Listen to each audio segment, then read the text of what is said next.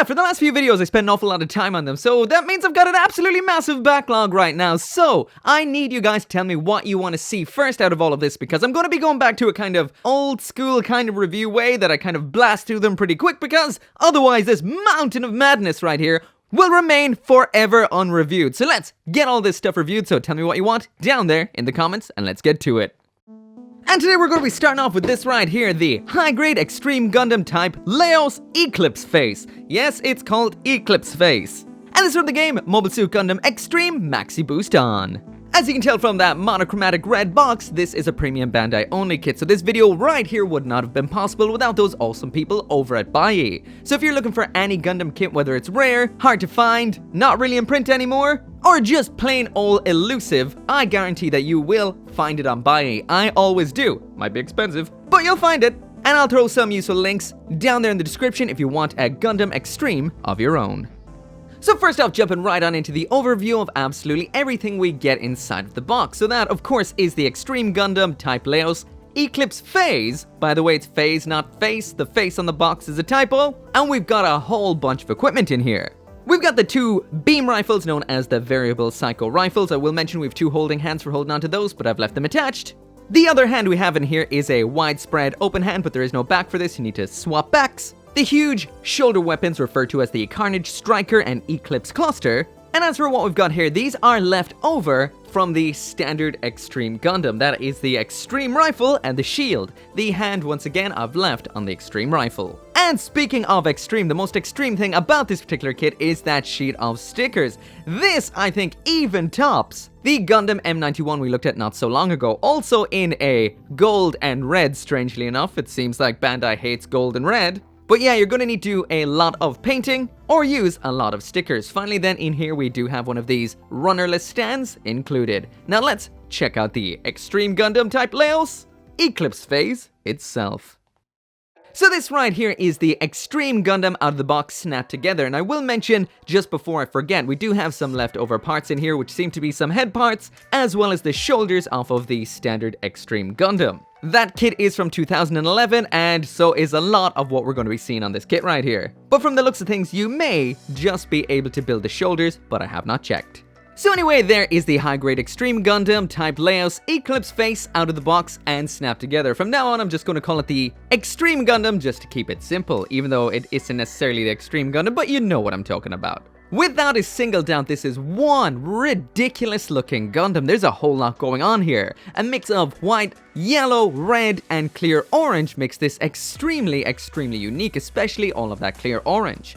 This may or may not be to your taste, but it is definitely different. Just in case you're like me and you're not too familiar with the Extreme versus games, I have played a couple of them, but not that much. This particular version of the Extreme Gundam type-leos is a long-range bombardment armament of the Extreme Gundam type-leos developed from the data of the Wing Gundam Zero, as well as the GN Arms Type D. And that is according to Gundam Wiki. Also, according to the Gundam Wiki, there are some onboard weapons on the mobile suit, including the blaster cannons, which are equipped up on both shoulders. They are powerful beam cannons that pivot towards the front. We also have some missile pods located just above the hips, which can be fired while it is holding weapons, effectively functioning as the CIWS or head Vulcans found in traditional Gundams. As for the actual build of this kit, it is incredibly, incredibly simple. And I mean simple in a very basic kind of way. I did point the V-fin antenna up top to make it look a little bit nicer. I did a little bit of black panel lining just towards the front, not a whole lot, just to bring out some of the detail. I did clean up the vast majority of the nubs, but the ones that are remaining there you can see are quite large and in simple, old school kind of places. And of course, the elephant in the room when it comes to this particular mobile suit right here, or should I say this particular kit of this mobile suit, is the amount of stickers. There are so many gold stickers in here, it is insane. We also have some red ones and some black ones as well. I've used 1, 2, 3, which are the head cameras up on the front of the head, and that kind of funny looking other Gundam face around on the back of the head. that does not do anything in this kit, in case you're wondering. And as for the rest of the stickers, I did not use them. I did detail this up a little bit using a gold metallic Gundam marker. I love this marker, it's very nice. If you haven't seen my last video, which is a custom iron-blooded orphan suit that I did in an hour using only Gundam markers, you can see in that video that gold is really, really good. I did use it up on the big weapons on the back, which is some very large areas, and for the most part this is quite good again. But this was just done in two coats only, so there are some lines in there, and once again, at times these can be a little bit on the difficult side to use. I also did some gunmetal on the sides of the head right there, because I did not have a black Gundam marker. Besides that though, this is a very classic high grade. It does have a lot of issues like seam lines and mold lines all over the place, so if you do want this to look perfect, a lot of effort will have to be put in. But if you're happy with your mobile suit looking like what you're seeing right here, then hey, that's no problem. But yeah, on the whole, this is one incredibly unique looking Gundam, and besides the other Extreme Gundams you can get out there, nothing really does look anything like this. So now moving on to the accessories, and we've already seen everything that comes in the box, so let's take a look at everything one by one. We do have a couple more onboard weapons that I did not mention during the aesthetics, which are these up here. He pulls them out, ready to activate his beam, and there is no beams in this box again. Actually, instead of getting beams, we get the worst beam saber I have ever seen. I've seen one of these in one of the old Strike Gundam high grades before, but it was in white. But the fact that it's in red makes it so much worse. Bin-worthy. So next up in here we've got the Extreme Rifle. That's not necessarily from this particular Extreme Gundam right here, but it is included, so I'll read out the blurb. Once again, this is from the Gundam Wiki, and it says the Extreme Gundam is also armed with a standard beam rifle. It has a unique design, understatement, unlike other mobile suits, which can hold up to several shots and can adjust its power output when necessary. It is a guitar, or should I say electric guitar, or should I say explorer-shaped beam rifle. This should be awesome, but no man, think I might have crossed that line from awesome right into kinda dumb. As for the hand that I've attached on there, of course that can be removed, it's just this is an extra, and there is no back for that hand. Next up in here we've got the shield, also from the standard Extreme Gundam, or the standard Leo's version of the Extreme Gundam. This is essentially a big old guitar case. You can stick that guitar-shaped beam rifle into it. It can attach onto the back of the arm by popping into the hand, and attaching on in the usual forearm kind of way, except you have to remove one clear part, and this holds on fine and does exactly what it needs to do. It also has a secondary guitar case style handle up top. We also have this widespread open hand right here, but once again the cheap feckers at Bandai did not give us a back for this one, as well as the one for holding the Extreme Rifle, just like we got no beams in here. Until now it was pretty much all extras. What we've got right here is what makes the Eclipse Phase Kit the Eclipse Phase Kit. We've got one of those runnerless stands in here, so it's nice to have a base included. So next up in here we've got some extreme looking beam rifles. Every now and then I say a P-bandai kit comes with something in the box that it's worth buying the box for just to steal that item, and I say steal these beam rifles for a custom. These are the variable psycho rifles. According to the blurb on the Gundam Wiki, these specialized beam rifles developed for the Eclipse phase, which is developed from the Wing Zero's Twin Buster rifle. While the rifles are capable of firing regular beam shots, they can also be combined into a configuration called Cross Buster for even more power. These are based on the Twin Buster rifle, but to me, they almost have a bit of a Beam Magnum look to them, as in the Unicorn Gundam's Beam Magnum. They also have a very universal Sentry looking E-cap round back, what looks like some kind of missile launcher down bottom, some kind of magazine feeding into that, and these are just really well designed. Actually, up front, there's a little bit of a seed vibe to the design. These are crazy, the detail is off the charts, and to make it even better, these attach together just like the Twin Buster rifle. This is off the charts and I love these. They're very simple when it comes to the actual plastic, but they look incredible. So finally now onto what really makes this the Eclipse phase. So that is the pair of shoulder-mounted weapons known as the Carnage Striker and the Eclipse Cluster. I mentioned the gold is painted on these with a gold Gundam marker, but there are stickers included. As for the gold I used on this kit, it is the metallic set gold, and like it says there, metallic set gold, but if there was only somewhere I could store this so it wasn't just rolling around the place, something like in this new merch! Hey, it's that irregular little iron diaper guy with his big ol' iron diaper staring at you with intensity! Vigorously even! This right here could be on your desk and you could be supporting the channel at the same time. Look at him.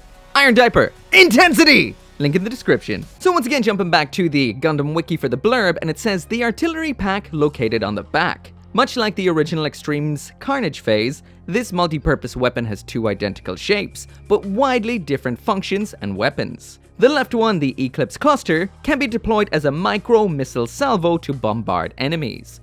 The right one, the Carnage Striker, unfolds into an extremely powerful long-range beam cannon. It can also fire off a dark sphere of energy, which discharges a large explosion, stunning any mobile suits caught in the blast. Only available in Extreme Evolution. Much like the rest of this kit right here, this is awesome in theory, but fairly poorly executed on this particular kit. It's floppy, too heavy, and even though it can be used with the stand, it kind of bends in the middle a little bit. So anyway, there's it in all of its glory. There is a little bit of a locking mechanism in the middle to stop the bend. It does not entirely stop the bend, and if you pose it all right, it can stand up. One over-the-top weapon without a single doubt.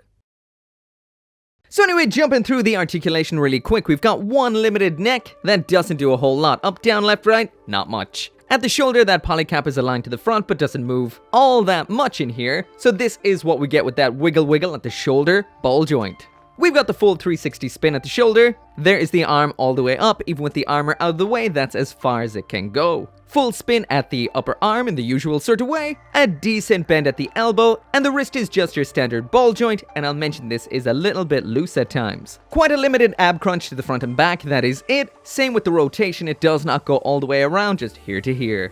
I've seen a lot of paralyzed butt flaps, but this is one of the first times I've ever seen a paralyzed front flap. It doesn't really do anything. As for the side skirt, we've got a little bit of up and down, a whole lot of rotation to the front and the back, and then we've got two moving parts down here towards the bottom.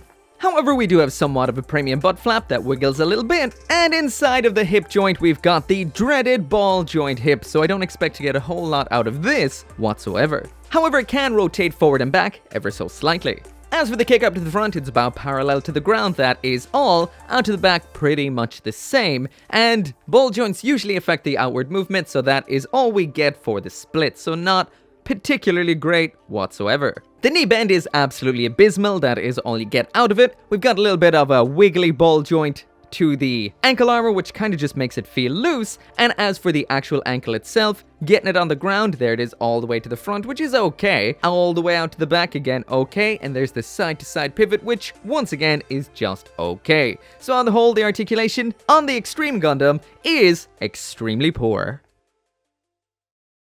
So anyway, that right there is it for the review, and as for the high-grade Extreme Gundam type-leos Eclipse face, this, as you can guess, is bronze tier. When we look at the aesthetics on this, it is very unique, very nice, but it has a lot of old-school problems, including obvious nubs, mold lines, and seams. The stickers are the biggest issue because there isn't a lot of color accuracy on this kit, especially when it comes to the gold. So if you do want this to look good, grab yourself some gold paint. However, the flip side to that is, it's so unique looking. I love the way this looks. Huge guns on the shoulder, crazy V-fin, over-the-top use of clear parts, which gives me a bit of a Build Fighters vibe, and it's just so fun. When it comes to the accessories, there is a lot in here. It may not be all perfect, but there's still a lot of fun. We've got a electric guitar-shaped beam rifle, some of the coolest beam rifles I've ever seen with the variable psycho beam busters. They're really cool. And even though it is a little bit on the janky side, that giant Carnage Striker cannon is beyond awesome. When it comes to the articulation, this is basic, way worse than what a 2011 mold should be, in my opinion. And you're not really going to get very dynamic poses out of this whatsoever. So yeah, on the whole, it is bronze tier when it comes to gunpla quality, but it is so much fun, so unique, and I kind of love it just for that. Sure, it can't do a whole lot, sure, it's janky as hell, but man, does it look fun while it's being jank. Anyway, as always, thank you so much for watching. If you do want one of your own, there's a link down there in the description. You can get yours through buyee. I guarantee you will find anything through buyee. Let me know if you saw anything, that big old pile of gunpla you'd like to see on the channel very soon. And as always, I'll see you next time.